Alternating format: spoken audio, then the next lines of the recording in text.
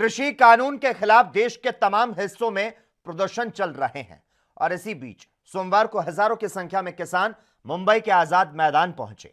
यहां महाराष्ट्र के तमाम हिस्सों से कृषि बिलों के विरोध में किसान जुटे हैं। वहीं किसानों के इस आंदोलन को विपक्षी दलों का साथ मिला है। आपको बता दें, आजाद मैदान में किसानों के बीच एनसीपी नेता शरद पवार पहुंचे। इसके अलावा महाराष्ट्र कांग्रेस प्रदेश अध्यक्ष बालासाहेब थोराट ने किसानों के प्रदर्शन में हिस्सा लिया। हालांकि इस आंदोलन में शिवसेना नेता और महाराष्ट्र सरकार में मंत्री आदित्य ठाकरे को शामिल होना था, लेकिन वे किसी वजह से इसमें शामिल नहीं हुए। उनकी जगह कोई प्रतिनिधि शामिल हुआ। उधर आजाद मैदान में किसानों के आंदोलन में शामिल होने को लेकर पूर्व मुख्यमंत्री देवेंद्र फडणवीस ने एनसीपी नेता शरद पवार पर निशाना साधा। फडणवीस ने कहा कि कुछ लोग किसानों को गुमराह कर रहे हैं। एनसीपी ने 2006 में कॉन्ट्रैक्टर फार्मिंग को मंजूरी दी थी। ऐसे में अब केंद्र भी यही कानून लाया तो बुराई क्या है?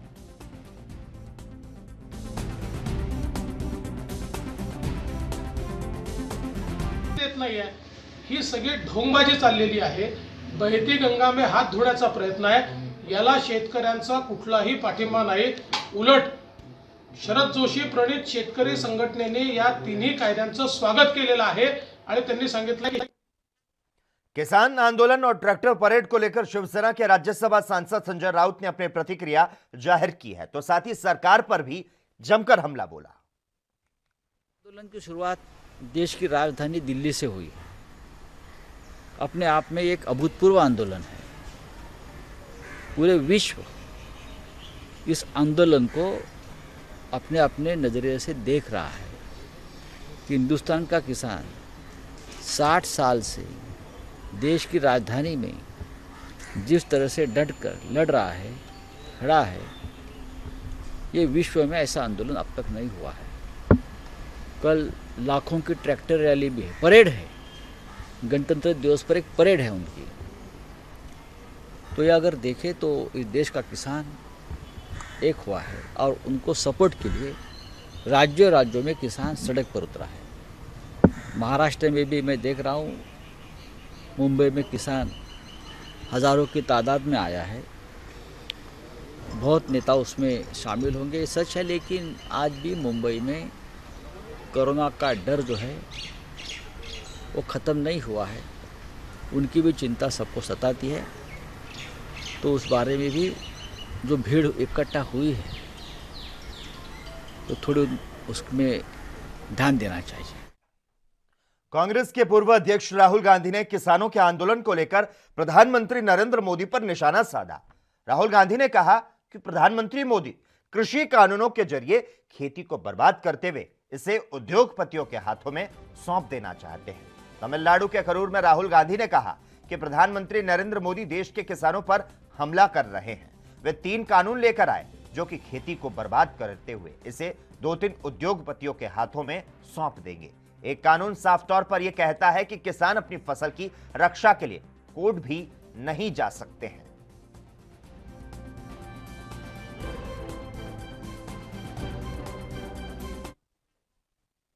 उत्तर प्रदेश से 26 जनवरी को दिल्ली जाने वाले किसानों को ट्रैक्टर के लिए डीजल की आपूर्ति रोके जाने को लेकर पंजाब के सीएम कैप्टन अमरिंदर सिंह ने कड़ा विरोध जताया। उन्होंने ट्वीट कर लिखा कि गणतंत्र दिवस पर दिल्ली जाने वाले किसानों को डीजल की आपूर्ति की रोके जाने को लेकर उन्होंने अधिकारियों से उत्तर प्रदेश सरकार की जोरदार निंदा की। इस तरह की दमनकारी और डराने वाली रणनीति लोगों के संकल्प को मजबूत करेगी। किसानों के खिलाफ कोई प्रशासनिक उच्च पदवी का अभ्यास नहीं किया जाना चाहिए। गौरतलब है कि यूपी में ट्रैक्टर में डीजल की आपूर्ति रोके जाने को लेकर प्रशासनिक अधिकारियों की खूब आलोचना हो रही है।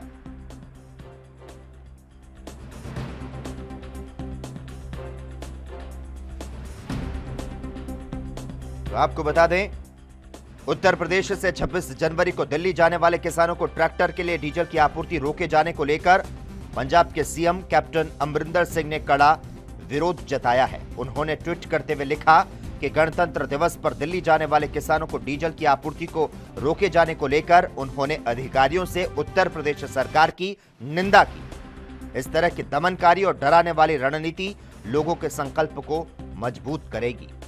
किसानों के खिलाफ कोई प्रशासनिक उच्च पदवी का अभ्यास नहीं किया जाना चाहिए। गौरतलब है कि उत्तर प्रदेश में ट्रैक्टरों में डीजल की आपूर्ति रोके जाने को लेकर प्रशासनिक अधिकारियों की खूब आलोचना हो रही है।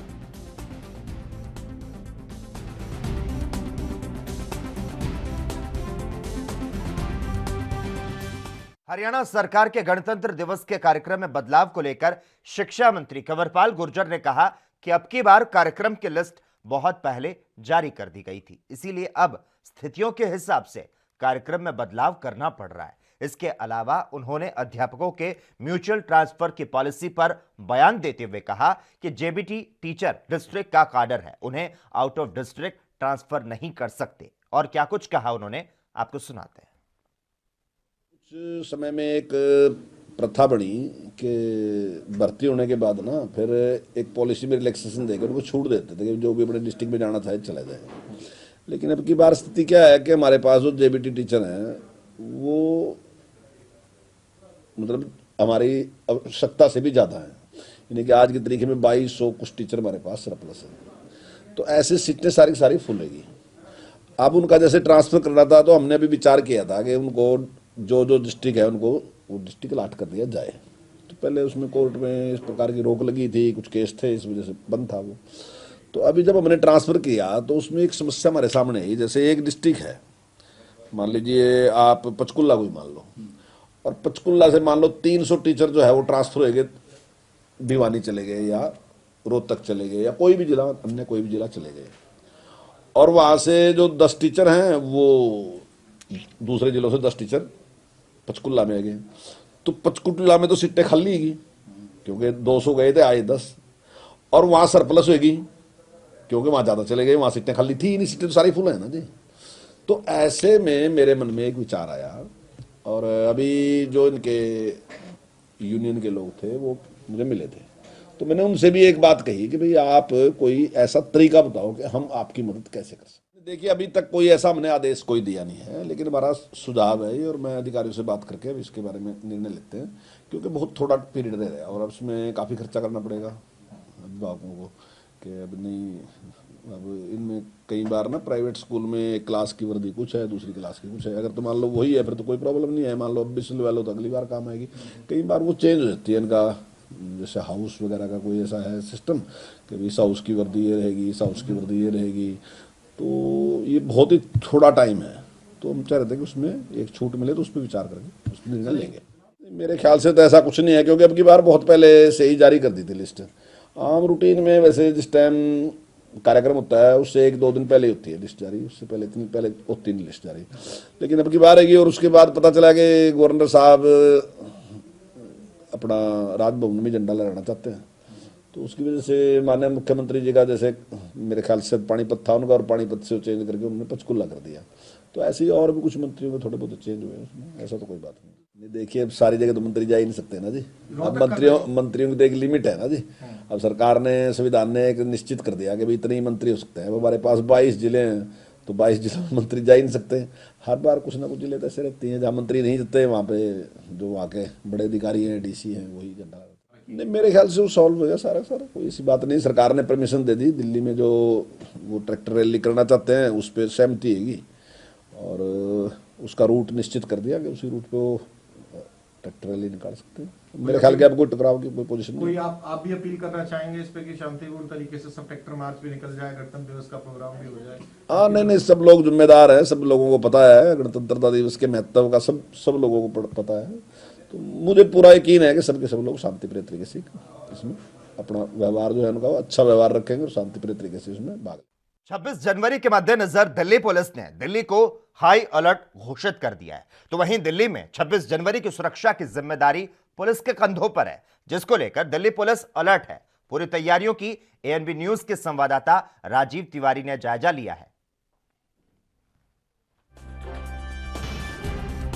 जनवरी के मद्देनजर रखते हुए दिल्ली पुलिस के जो जवान हैं वो तैयार हैं, और यहाँ तक कि हर सुरक्षा व्यवस्था बढ़ा दी गई है। हम ये खड़े हैं आर के आश्रम मेट्रो स्टेशन के पास, और आर के आश्रम मेट्रो स्टेशन के नीचे ठीक यहाँ पर पुलिस बैरिकेडिंग की हुई है और हर तरीके से कोशिश ये की जा रही है कोई भी गड़बड़ी नहीं हो सके, क्योंकि जिस तरीके से खालिस्तानियों की कहा जा रहा है कि खालिस्तानी की मैसेज आया हुआ है दिल्ली पुलिस के पास, और दिल्ली पुलिस के जवानों ने यहाँ बैरिकेडर में बोर्ड भी लगाया हुआ है, मोबाइल वगैरह हर चीज़ की चेकिंग की जा रही है और लगातार कहीं ना कहीं दिल्ली पुलिस तैयार है कि कोई भी घटना ना घट सके। मतलब बात करें इस तरीके से चेकिंग व्यवस्था की, यानी ट्रैफिक व्यवस्था की जा रही है लगातार चेकिंग की जा रही है, लेकिन दिल्ली पुलिस के जवान जो है वो लगातार कोशिश कर रहे हैं। हर गाड़ी की अगर किसी कोई भी व्यक्ति के ऊपर संदेह होता है तो कहीं ना कहीं वो चेकिंग की जाती है, गाड़ियों के पेपर चेक किए जाते हैं, लगातार कोशिश ये की जाती है कि कोई भी ऐसी घटना ना घट सके। मगर कहीं ना कहीं दिल्ली पुलिस के पास जो मैसेज आया हुआ है कि दिल्ली के अंदर हाई अलर्ट जरूर घोषित किया हुआ है, और कहीं ना कहीं जिस तरीके से 26 जनवरी के मद्देनजर रखते हुए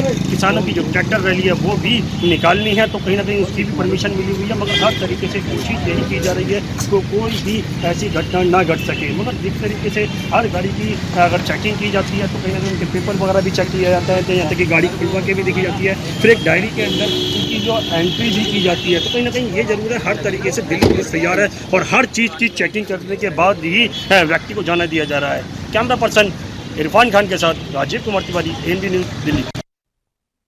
उत्तर प्रदेश के मथुरा में किसान कृषि कानून के विरोध में है। आपको बता दें, किसानों का दिल्ली में 26 जनवरी को ट्रैक्टर मार्च निकाला जाएगा, जिसको लेकर मथुरा के यमुना एक्सप्रेसवे सहित सभी बॉर्डर पर प्रशासन ने भारी मात्रा में पुलिस बल तैनात करवा दिया है। किसानों के ट्रैक्टरों पर रोक लगाने के लिए यमुना एक्सप्रेसवे पर किसानों के ट्रैक्टर नहीं जाने दिए जाएंगे। लगातार प्रशासन किसानों को समझाने में लगा है।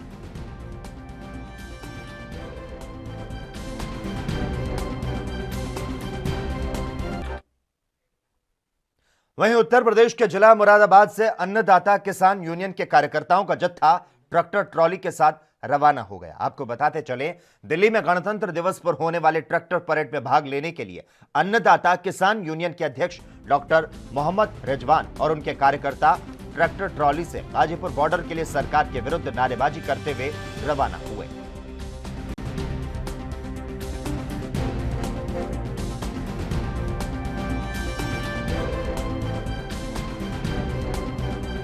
कल 26 जनवरी है, हमें भी किसानों को भी हक है इसमें 26 मार्च मतलब जो 26 तारीख को मार्च निकालने का, झंडा फहराने का। हमारी कोई मतलब रणनीति नहीं है बना हुई। हमारे जो मांगे हैं वो तो कई महीने पहले से लागू हैं, बैठे हुए हैं धरनों पे, वहाँ मांग कर रहे हैं सरकार से। कल 26 जनवरी पड़ रही है क्योंकि लोग किसान की जो है मांग को सरकार ने माना नहीं है, मजबूरी है वहाँ पे रहना। तो किसान वहीं पे 26 जनवरी मनाएगा और ट्रैक्टरों से शांतिपूर्वक जो मार्च निकालेगा। उत्तर प्रदेश के अयोध्या जिले के तहसीनपुर टोल प्लाजा पर समाजवादी पार्टी के पूर्व कैबिनेट मंत्री और विधायक मनोज पांडे ने लखनऊ के रास्ते देवरिया जाते हुए तहसीनपुर टोल प्लाजा पर कार्यकर्ताओं से मुलाकात की और इस दौरान मीडिया से बातचीत करते हुए 26 जनवरी को निकाले जाने वाली ट्रैक्टर रैली पर अपनी प्रतिक्रिया दी और कहा कि बीजेपी की सरकार किसानों के साथ नाइंसाफी कर रही है। तो साथ ही उन्होंने कहा कि समाजवादी पार्टी के कार्यकर्ता ट्रैक्टर रैली में बढ़ चढ़कर हिस्सा लेंगे।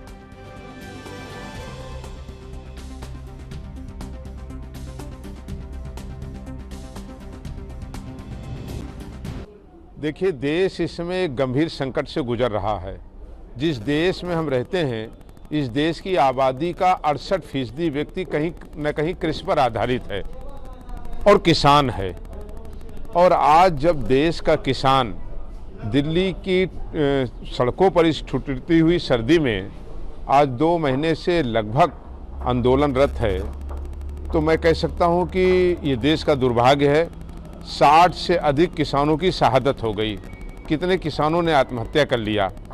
भारत का ये सबसे दुर्भाग्यशाली दिन है कि जब लोकशाही में चुनी हुई सरकार के एक भी सरकार के जिम्मेदार व्यक्ति ने उन देश के किसानों को, जिनको हम नारा देते हैं जय जवान जय किसान, उनकी शहादत पर कोई संवेदना प्रकट करने न गया हो, एक शब्द न बोला हो, तो मैं समझता हूँ कि आज ये भारत की चुनी हुई जो भारतीय जनता पार्टी की सरकार है और चाहे राज्य की उत्तर प्रदेश की, देखिए आज ये पूरा देश और हिंदुस्तान देख रहा है।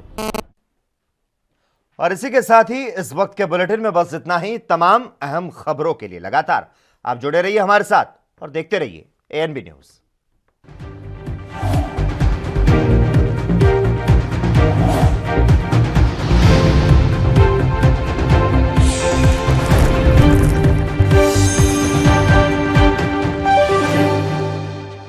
क्या आप दुबले पतले कमजोर हैं, आपकी सेहत नहीं बनती? भूख कम लगती है, वजन नहीं बढ़ता? दरअसल मेन बात खाना पीना खाना नहीं है, मेन बात है खाया पिया लगना। और अगर खाया पिया लगेगा ही नहीं तो सेहत बनेगी कैसे? इसलिए हमारी संस्था सन्यासी आयुर्वेदा ने एक ऐसी दवा बनाई है जो कि आपके पाचन तंत्र को, आपके लीवर सिस्टम को ठीक करने का काम करती है, ताकि आप जो भी खाएं उसका पूरे का पूरा निचोड़ आपके शरीर को लगे, आपकी भूख बढ़े, खाया पिया सही से लगे, नया खून बने, हड्डियों में जान आए, वजन बढ़े, ताकत बढ़े, चेहरे पर नूर आए और आप मोटे तगड़े खूबसूरत पर्सनैलिटी के मालिक बन जाएं। यह दवा पूरी तरह से आयुर्वेदिक होती है। इसका शरीर पर कोई भी साइड इफेक्ट, कोई भी नुकसान या दुष्प्रभाव नहीं होता। लड़के लड़कियां दोनों इसका इस्तेमाल कर सकते हैं और पहले 15 दिन के अंदर ही आपको इसका असर महसूस हो जाएगा। सिर्फ 650 रुपए की पूरे 1 महीने की दवा होती है और आप इसे घर बैठे 01145454545 पर फोन करके दवा मंगवा सकते हैं।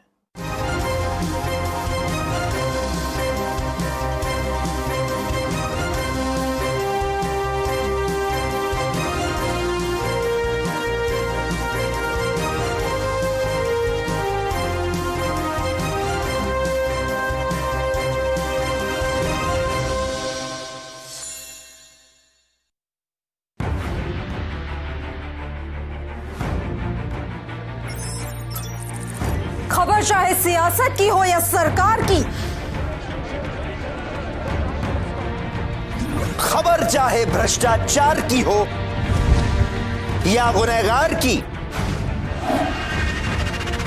दिन भर में क्या रहा देश जगत का हाल, किस मुद्दे ने बनाई किसकी सरकार, रखते हैं हम सब पर नजर, पहुंचाते हैं हम हर खबर। हम हैं ANB न्यूज।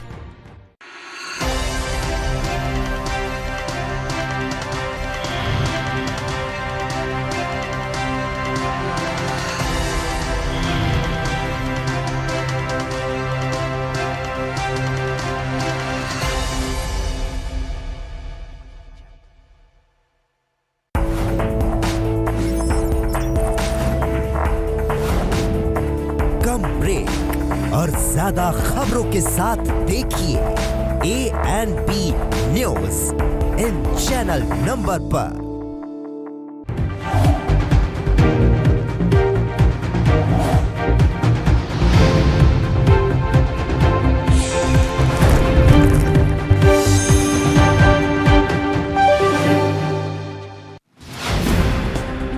तीन दिवसीय बस्तर दौरे पर छत्तीसगढ़ के मुख्यमंत्री भूपेश बघेल। बड़े किलेपाल में 150 करोड़ 46 लाख के 50 कार्यों का किया शिलान्यास।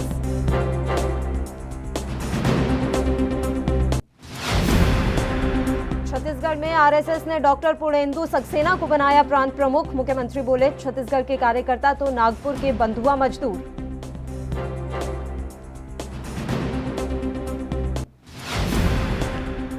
मध्य प्रदेश के भोपाल में रेलवे स्टेशन से लेकर मार्केट में सख्ती, भारी लोगों पर खास नजर। 150 से ज्यादा चेकिंग पॉइंट और 4000 बल तैनात।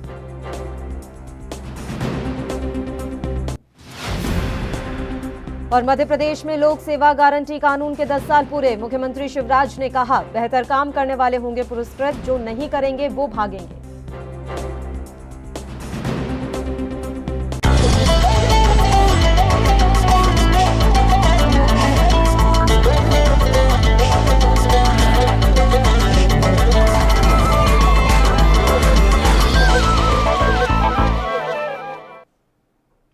नमस्कार, एएनबी न्यूज देख रहे हैं आप। मैं हूं आपके साथ पल्लवी राजपूत और हमारे खास कार्यक्रम स्वर्णिम मध्य प्रदेश छत्तीसगढ़ में आप सभी का स्वागत है।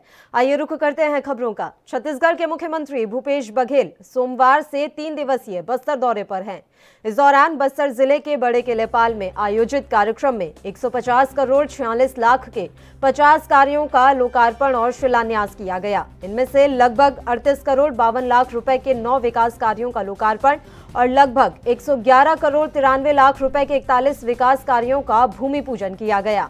आपको बता दें कि सीएम भूपेश बघेल 26 जनवरी को सुबह 9 बजे लाल बाग मैदान में गणतंत्र दिवस कार्यक्रम में ध्वजारोहण करेंगे और फिर परेड की सलामी लेंगे।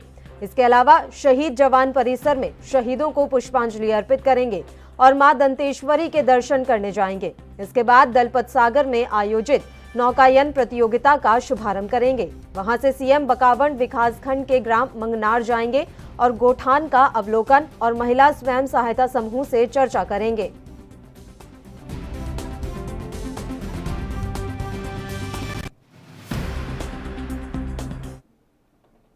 छत्तीसगढ़ के मुख्यमंत्री भूपेश बघेल ने आज जगदलपुर स्थित मां दंतेश्वरी हवाई अड्डा में स्थापित कांसा से बनाई गई बैलगाड़ी का लोकार्पण किया। इसके अलावा भूपेश बघेल ने हवाई अड्डा परिसर में बने बस्तरिया कलाकृतियों की तारीफ की। सीएम भूपेश बघेल ने इस मौके पर स्थानीय जनप्रतिनिधियों से मुलाकात कर उनका हालचाल जाना।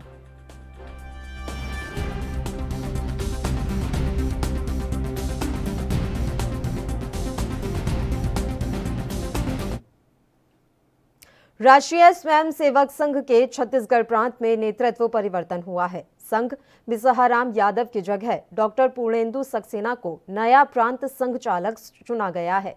अब मुख्यमंत्री ने प्रांतीय नेतृत्व में इस परिवर्तन पर बड़ा हमला बोला है।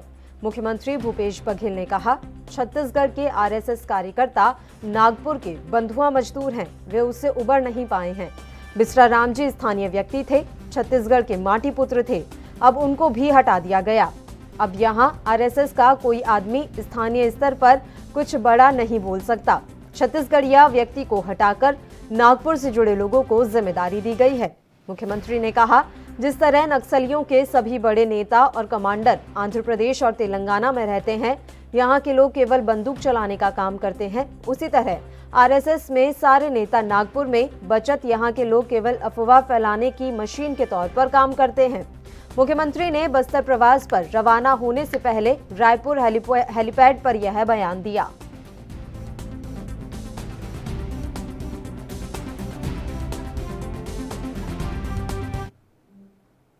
छत्तीसगढ़ की राज्यपाल अनुसुईया उइके गणतंत्र दिवस के अवसर पर राजधानी रायपुर के पुलिस परेड ग्राउंड में आयोजित मुख्य समारोह में ध्वजारोहण करेंगी। कोरोना प्रतिबंधों की वजह से इस बार समारोह केवल आधे घंटे का होगा। ध्वजारोहण के बाद राज्यपाल पुलिस और अर्धसैनिक बलों की संयुक्त परेड की सलामी लेंगी, जनता के नाम अपना संदेश देंगी और कोरोना वॉरियर्स को सम्मानित करेंगी। मुख्य समारोह के निर्धारित कार्यक्रम के अनुसार राज्यपाल अनुसुईया उइके सुबह 9 बजे से थोड़ा पहले समारोह स्थल पर पहुंचेंगी। ठीक 9 बजे राज्यपाल ध्वजारोहण करेंगी, उन्हें गार्ड ऑफ ऑनर दिया जाएगा। उसके बाद 9:22 तक राज्यपाल जनता के नाम संदेश देंगी। अगले 8 से 10 मिनट में कोरोना वॉरियर्स को सम्मानित किया जाएगा। सुबह 9:30 बजे तक गणतंत्र दिवस समारोह का समापन हो जाएगा। यह लगातार दूसरा राष्ट्रीय समारोह है जो कोरोना महामारी के साए में हो रहा है। स्वतंत्रता दिवस पर भी मुख्यमंत्री भूपेश बघेल ने इन्हीं प्रतिबंधों में ध्वजारोहण किया था। कोरोना रोकथाम के लिए प्रशासन ने गणतंत्र दिवस आयोजन में स्कूली बच्चों को शामिल करने, सांस्कृतिक कार्यक्रम और विभागीय झांकियों के प्रदर्शन को प्रतिबंधित रखने का ही फैसला किया है।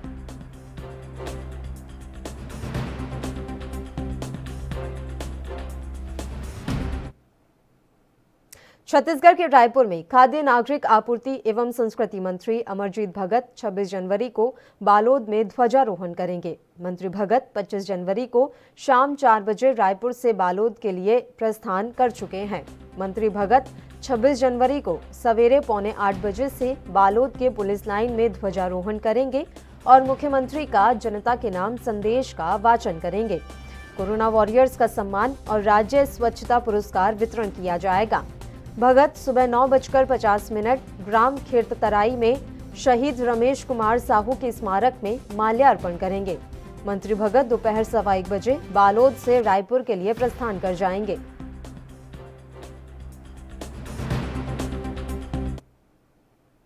छत्तीसगढ़ के मुख्यमंत्री भूपेश बघेल के नेतृत्व में छत्तीसगढ़ सरकार द्वारा बीते 2 सालों में वनवासियों और लघु वनोपज संग्राहकों के जीवन में तब्दीली लाने के क्रांतिकारी फैसलों ने औने पौने दाम में बिकने वाले लघु वनोपज को अब मूल्यवान बना दिया है।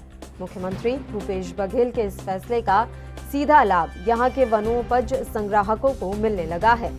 यही कारण है कि छत्तीसगढ़ राज्य आज लघु वनोपज के संग्रहण के मामले में देश का अव्वल राज्य बन गया है। इसी कड़ी में सीएमओ छत्तीसगढ़ ने अपने ऑफिशियल अकाउंट पर एक वीडियो शेयर किया है। आपको बता दें कि देश का 73% वनोपज क्रय कर छत्तीसगढ़ राज्य में एक नया कीर्तिमान स्थापित किया गया है। छत्तीसगढ़ देश का एकमात्र राज्य है जहां 52 प्रकार के लघु वनोपज को समर्थन मूल्य पर क्रय किया जा रहा है। इससे वनवासियों और वनोपज संग्राहकों को सीधा लाभ मिल रहा है। छत्तीसगढ़ सरकार ने लघु वनोपज की खरीदी की व्यवस्था के साथ साथ अब इनके वैल्यू एडिशन की दिशा में तेजी से पहल शुरू कर दी है।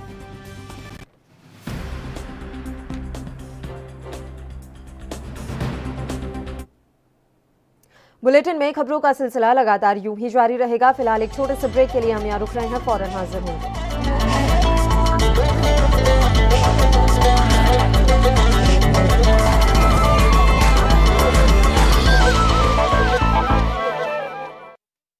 क्या आप दुबले पतले कमजोर हैं, आपकी सेहत नहीं बनती, भूख कम लगती है, वजन नहीं बढ़ता?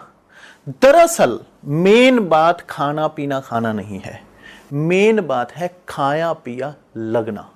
और अगर खाया पिया लगेगा ही नहीं तो सेहत बनेगी कैसे?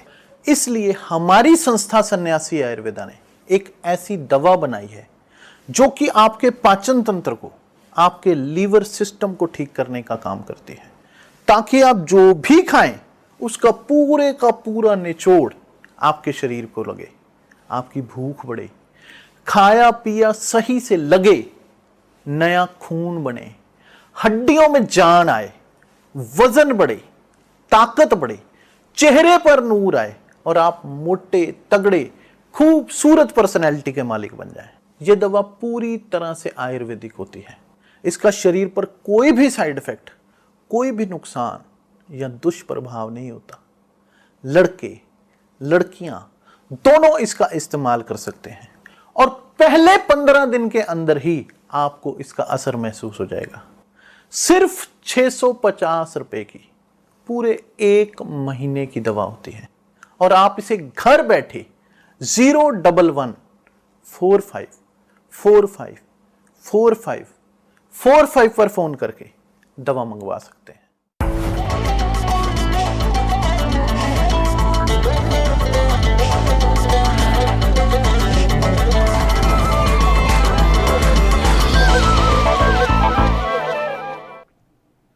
ब्रेक के बाद एक बार फिर से आप सभी का स्वागत है। बढ़ते हैं खबरों की ओर। मध्य प्रदेश के मुख्यमंत्री शिवराज सिंह चौहान ने कहा है कि गोबर और पराली का राज्य में उपयोग किया जाएगा और इससे सीएनजी और बायो फर्टिलाइजर्स उत्पादन किया जाएगा।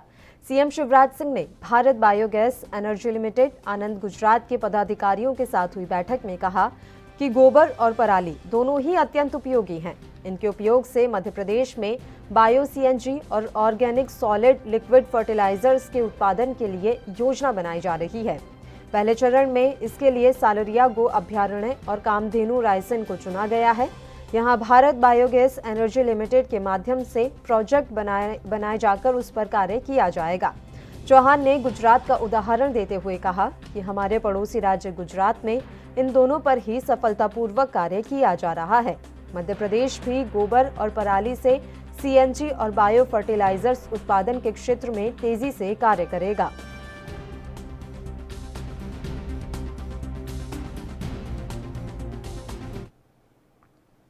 मुख्यमंत्री शिवराज सिंह चौहान ने भोपाल में आयोजित सुशासन की ओर बढ़ते कदम कार्यक्रम में उदाहरण देकर इंदौर के निगम आयुक्त प्रतिभा पाल की प्रशंसा की। उन्होंने कहा कि मुझे खुशी है कि ऐसे कर्तव्यनिष्ठ अधिकारी और कर्मचारी आज भी हैं जिनकी वजह से शासन चलता है। उन्होंने कहा कि जबकि पिछले दिनों मैंने स्वयं भी निगम आयुक्त को इंदौर एयरपोर्ट पर कहा था कि जरूरत हो तो आराम कर लीजिए, लेकिन उन्होंने बच्चे को जन्म देने के एक दिन पूर्व तक काम कर कर्तव्य निष्ठा का अनूठा उदाहरण प्रस्तुत किया। और मुझे खुशी है कि ऐसे कर्तव्यनिष्ठ अधिकारी और कर्मचारी आज भी हैं। अब मैं आज अपने एक अधिकारी का उदाहरण देता हूं। इंदौर की नगर निगम कमिश्नर प्रतिभा पाल जी,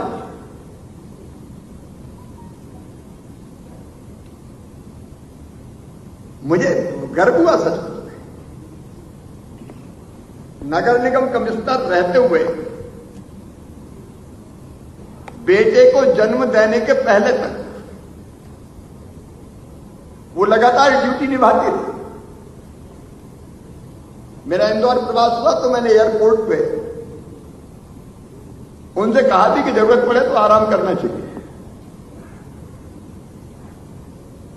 लेकिन लगातार काम करती रही और बेटे को जन्म देने के बाद 10वें दिन फिर शहर की स्वच्छता व्यवस्था देखने निकल पड़ी।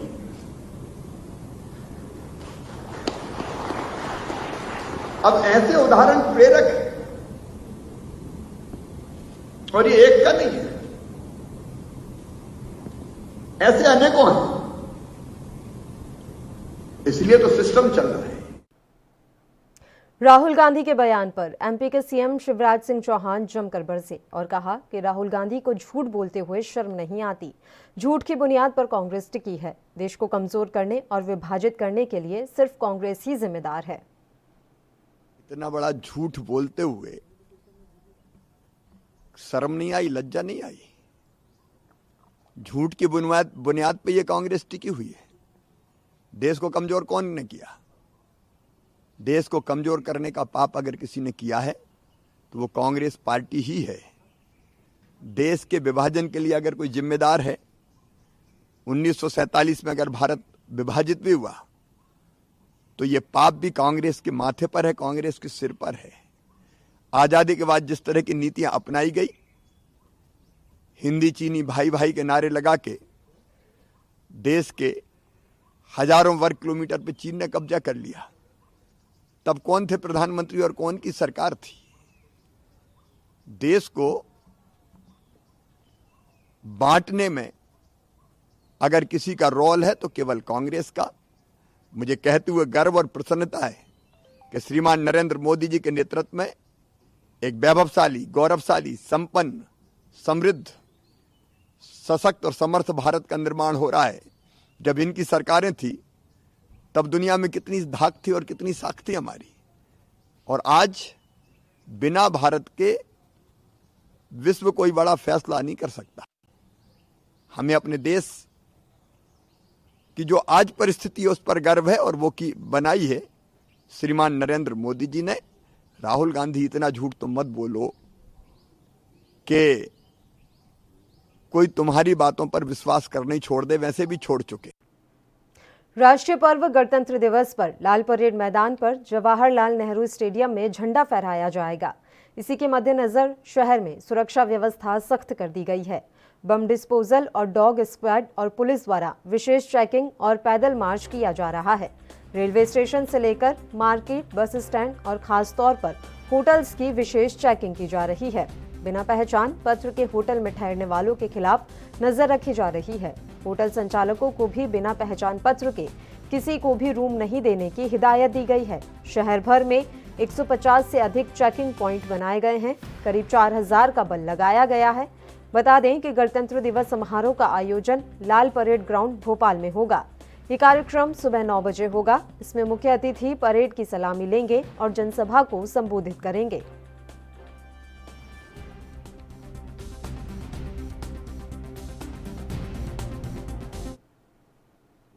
मध्य प्रदेश के बेटमा बियानी गार्डन में आचार्य मिलन एवं सम्मान समारोह का आयोजन रखा गया, जिसमें मुख्य अतिथि कैबिनेट एवं धर्मस्व विभाग मंत्री उषा ठाकुर रहीं। इस कार्यक्रम में सनातन परंपरा के अनुसार आचार्य गणों का सम्मान किया गया। इस कार्यक्रम में सूर्य उपासना के विषय में उषा ठाकुर ने उद्बोधन दिया।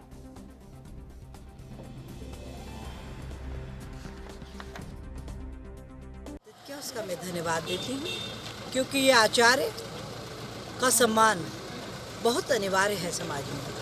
यही सत्संस्कारों की गंगा बहाएंगे और हिंदुत्व को। कोविड-19 महामारी के प्रभावी नियंत्रण को देखते हुए इंदौर के कलेक्टर मनीष सिंह ने इंडियन मेडिकल एसोसिएशन के डॉक्टर अरविंदो मेडिकल कॉलेज का ऋणी होने की बात कही।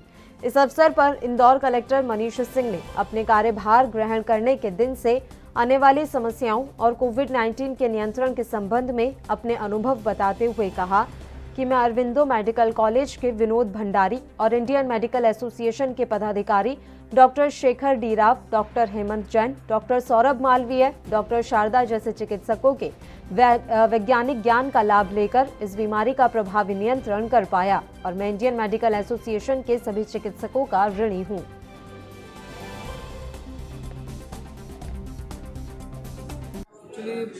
IMA इंदौर हमेशा अपने साथियों के लिए तैयार रहता है, तत्पर रहता है। हमारे सभी साथियों ने कोविड में पूरा काम किया है, लेकिन बदकिस्मती से कुछ साथियों को हमें खोना पड़ा जिन्होंने कोविड में काम किया, और हम सोच रहे थे किस तरह से उनको अपन सहायता प्रदान कर सकते हैं। तो मैनकाइंड फार्मास्यूटिकल से जब बात करी तो तैयार हो गए इस चीज़ के लिए।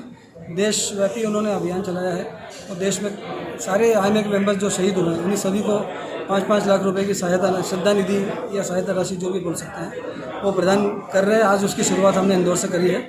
3 डॉक्टर्स जो कि 2 इंदौर के थे, 1 देवास के थे, उनको 5-5 लाख रुपए का चेक मैनकाइंड की तरफ से हमने प्रदान किया। सर, सामाजिक आर्थिक तौर पे जो उनकी सहायता होगी, सामाजिक तौर पे, मानसिक तौर पे जो उनको सपोर्ट होगा, IMA किस तरह से साथ में खड़ा है सर? IMA उनके सभी हमने उनसे निवेदन किया है कि किसी तरह की कोई परेशानी। आज IMA के द्वारा जो इंदौर के 3 डॉक्टर्स जो कोविड-19 की वजह से शहीद हुए थे, उनके परिवार को सम्मानित किया गया और उनको कुछ धनराशि हम लोगों ने दी, जिससे कि उनका हम बहुत दुख तो कम नहीं कर सकते हैं, जो इमोशनल दुख है, परंतु कहीं ना कहीं फाइनेंशियल प्रॉब्लम आ जाती है जब घर का चीफ जो अर्निंग मेंबर है उसकी डेथ होती है।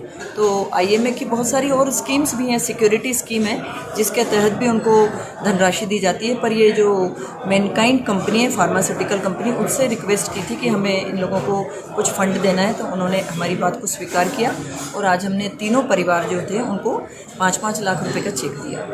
मैम, आर्थिक सहायता के रूप में तो कुछ प्रदान किया गया है, पर मानसिक वो सबसे इम्पोर्टेंट होता है। आज उनको ये मालूम पड़ा कि IMA ब्रांच उनके साथ हमेशा सदैव खड़ी हुई है, वो अकेले। मध्य प्रदेश में रीवा के सामुदायिक स्वास्थ्य केंद्र हनुमाना में आज कोरोना वैक्सीन का टीका लगाया गया। टीकाकरण के प्रथम चरण में अस्पताल के कर्मचारियों को कोविशील्ड वैक्सीन टीका लगाया गया। टीका लगने के बाद कर्मचारियों को आधे घंटे निगरानी में रखा गया और टीका लगने के बाद कर्मचारियों में उत्साह देखने को मिला। वहीं कर्मचारियों के द्वारा खुशी जाहिर करते हुए लोगों से आग्रह किया गया कि यह टीका पूर्णतया सुरक्षित और स्वास्थ्य के लिए अनुकूल है। वहीं BMO ने जानकारी देते हुए बताया कि एक बार टीका लगाने के बाद 28 दिन के अंदर में वैक्सीन का दूसरा डोज दिया जाएगा। वहीं आपको बता दें कि मोबाइल पर आए मैसेज के आधार पर कोविशील्ड वैक्सीन लगाई जा रही है।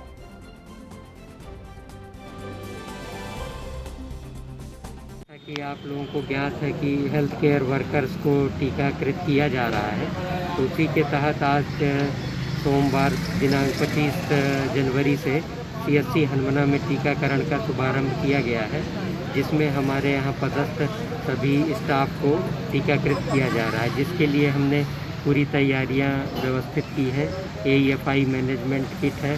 कोई भी प्रतिकूल प्रभाव अभी तक ज्ञात नहीं है। सुबह 9 बजे से टीकाकरण प्रारंभ कर दिया गया है, जिसमें अभी तक कोई प्रतिकूल प्रभाव नहीं आया है। मेरा यही संदेश है कि टीका पूरी तरह सुरक्षित है और ये हमें सुनहरे भविष्य की। इंदौर में नाबालिग से रेप के मामले में पुलिस ने पंजाब नेशनल बैंक के ब्रांच मैनेजर को गिरफ्तार किया है। यह मामला शहर के तुकोगंज थाने में दर्ज किया गया है। पीड़ित नाबालिग छात्रा का आरोप है कि आरोपी बैंक मैनेजर ने पहले उससे दोस्ती की, फिर उसका अश्लील वीडियो बनाया और ब्लैकमेल कर उसका यौन शोषण करता रहा। पीड़िता ने आरोप लगाए हैं कि आरोपी बैंक मैनेजर ने इंदौर के संतूर होटल में उसका रेप कर वीडियो बनाया है। इस वीडियो के जरिए ब्लैकमेल कर वह नाबालिग लड़की को गोवा ले गया और वहां 3 दिन तक उसके साथ दुष्कर्म किया। पीड़िता ने पुलिस को बताया कि एजुकेशन लोन के नाम पर उसके घर काम करने वाली बाई की बेटी ने उसे बैंक मैनेजर से मिलवाया था। इसकी शिकायत पर इंदौर की तुकोगंज पुलिस ने आरोपी ब्रांच मैनेजर को एयरपोर्ट से गिरफ्तार किया। वह शहर छोड़कर भागने की फिराक में था। उसके खिलाफ पुलिस ने पॉक्सो एक्ट के तहत मामला दर्ज किया है।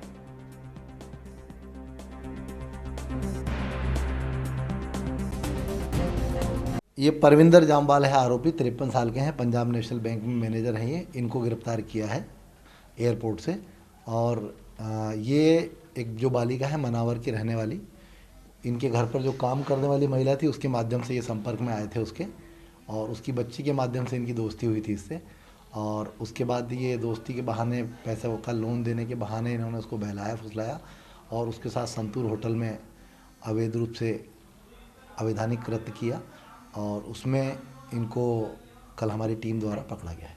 कहाँ से पकड़ा गया है ये और इसको क्या जाल बिछाया गया है, क्या मामला है? ये इस बालिका से मिलने के लिए वापस आए थे और उसमें हमारी टीम को हमने लगाया प्लेन क्लॉथ में।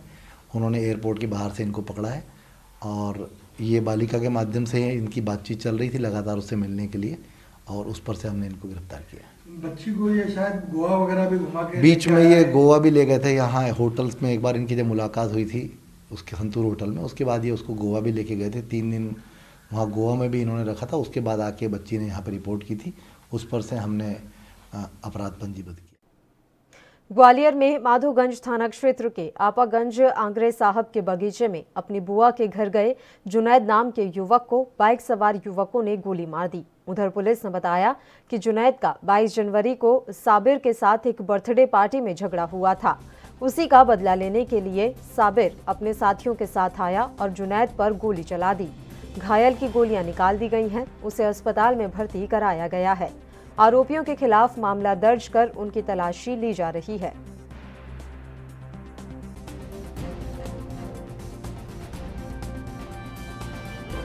भाई आज अभी करीबन 9:45 पे गोली लगने की सूचना मिली किसी लड़के को गोली, तो मोटरसाइकिल पे उसको लेके आई लड़की, जुनैद नाम था, तो उसको गोली लगी थी। तो उसको तत्काल हमने हॉस्पिटल भेजा पहले और हम लोग भी आ गए। फिर हमने उससे पूछताछ की कि कैसे क्या मामला है, तो उसने बताया कि हमारा परसों 22 तारीख को एक बर्थडे पार्टी में झगड़ा हो गया था साबिर खान वगैरह से, तो उसी रंजिश को लेकर के आज वो वहाँ बुआ के यहाँ गया था आपागंज। तो जैसे ही वो आंगरे साहब के बाड़े में उतरा तो उसने इन चारों ने घेर करके उसे गोली मार दी। ये साबिर खान जो कहाँ का निवासी है? ये कुदर कटी घाटी के उसी के पड़ोसी है। ये तो किस थाने में उसका मुकदमा कायम हुआ था? जनकगंज में हुआ था। कौन सी धारा लगी थी उसमें? अब ये मुझे जानकारी नहीं, उनका कहना था कि साहब हमने परसों झगड़ा हुआ था, उसकी रिपोर्ट हमने जनकगंज थाने में की है। अब क्या रिपोर्ट है मेरे को जानकारी। और आज कौन सी धारा लगी है? आज 307 लगाई। 3 कृषि कानूनों को वापस लेने और कृषि उपजों के न्यूनतम समर्थन मूल्य के लिए कानून बनाने की मांग को लेकर टीकरी बॉर्डर पर आंदोलन कर रहे 3 किसानों की रविवार रात मौत हो गई। मृतकों में 2 किसान हरियाणा के जिला हिसार और 1 किसान पंजाब के जिला मानसा का निवासी था। किसानों के टिकरी बॉर्डर पड़ाव में सोमवार तक 23 किसानों की मौत हो चुकी है। किसान आंदोलन में शामिल हिसार जिले के गांव मिर्चपुर के निवासी जोगेंद्र सिंह को साथी किसान सोमवार सुबह करीब 10 बजे बहादुरगढ़ के नागरिक अस्पताल लेकर पहुंचे। वहां जांच के बाद डॉक्टर्स ने उन्हें मृत घोषित कर दिया। अनुमान लगाया गया है कि जोगेंद्र सिंह की मौत हार्ट अटैक से हुई होगी। वहीं हिसार के रहने वाले किसान की मौत को लेकर हरियाणा कांग्रेस अध्यक्ष कुमारी शैलजा ने ट्वीट कर शोक व्यक्त किया। शैलजा ने ट्वीट कर कहा कि टीकरी बॉर्डर पर शहीद होने वाले हिसार के गांव मिर्चपुर निवासी किसान जोगिंदर जी को विनम्र श्रद्धांजलि। किसानों की एक भी शहादत व्यर्थ नहीं जाएगी। ये काले कृषि कानून वापस होकर रहेंगे।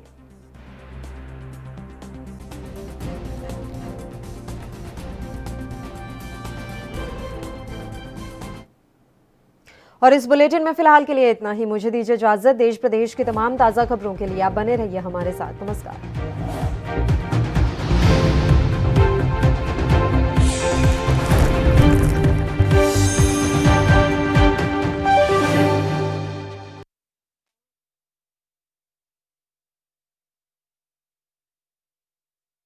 क्या आप दुबले पतले कमजोर हैं? आपकी सेहत नहीं बनती, भूख कम लगती है, वजन नहीं बढ़ता, दरअसल मेन बात खाना पीना खाना नहीं है, मेन बात है खाया पिया पूरी तरह से शरीर पर लगना। और अगर खाया पिया पूरी तरह से शरीर पर लगेगा नहीं तो आपकी सेहत बनेगी कैसे? लोग सोचते हैं कि मैं ज्यादा बढ़िया खाऊंगा, काजू खाऊंगा, बादाम खाऊंगा, किशमिश मेवे खाऊंगा या मांस मछली खाऊंगा तो मेरी ज्यादा बढ़िया सेहत बनेगी। क्योंकि सभी ने अपने बड़े बुजुर्गों से एक बात सुन रखी है कि घी दूध खाओ, सेहत तो अपने आप ही बन जाएगी। मैं कहता हूं घी दूध काजू बादाम तो आप खा लोगे, पर क्या उस घी दूध को पचाने की क्षमता आपके अंदर है? वरना इधर से खाया और उधर से निकल गया तो क्या फायदा? फिर चाहे आप जिम जाएं, कसरत करें, घी दूध खाएं, कुछ भी करें, आपके ऊपर इसका असर नहीं होगा। जैसे आप अपने घर के पानी की टंकी में जितना मर्जी पानी भरे जाएं, अगर नीचे से नल खुला रह गया तो सब कुछ उसी में बह जाएगा। ठीक इसी प्रकार आप चाहे कितना भी अच्छा खा पी लें, अगर आपका पाचन तंत्र, अगर आपका लिवर सिस्टम ठीक नहीं है तो आपके ऊपर कुछ भी नहीं लगेगा। इसलिए हमारी संस्था सन्यासी आयुर्वेदा ने एक ऐसी दवा बनाई है जो कि आपके पाचन तंत्र को दुरुस्त करने का काम करती है, जो कि आपके लिवर सिस्टम को मजबूत बनाने का काम करती है, ताकि आप जो भी खाएं उसका पूरे का पूरा निचोड़ आपके शरीर पर लगे, आपकी भूख बढ़े, खाया पिया सही से लगे, नया खून बने, हड्डियों में जान आए, वजन बढ़े, ताकत बढ़े, चेहरे पर नूर आए और आप मोटे तगड़े खूबसूरत पर्सनैलिटी के मालिक बन जाएं। यह दवा सबसे पहले आपके हाजमे को दुरुस्त करने का काम करती है, ताकि आपका लिवर सिस्टम ठीक होना शुरू हो, आपकी भूख बढ़ जाए, आपको भोजन रुचिकर लगे, आपका खाना खाने को दिल करे और फिर आप जो भी खाना खाएं वही आपको पूरी तरह से पचे, उसी से शरीर में नया खून बने, उसी से शरीर में नई ताकत आए और कल तक जो भोजन आपको नहीं लगता था वही भोजन आपके ऊपर असर करना शुरू कर दे। जब आपका पाचन तंत्र मजबूत होगा, आपका लीवर सिस्टम ठीक से काम करेगा, तो आप जो भी खाओगे वही आपके ऊपर लगेगा। सही मायने में आपका पाचन तंत्र आपकी वो मशीन है जो आपकी रोटी में से, आपके भोजन में से ताकत निकालने का काम करती है, ताकि आप जो भी खाएं उसका पूरे का पूरा निचोड़ आपके शरीर को लगे, आपके अंदर एनर्जी बने, ताकत बढ़े, नया खून बने,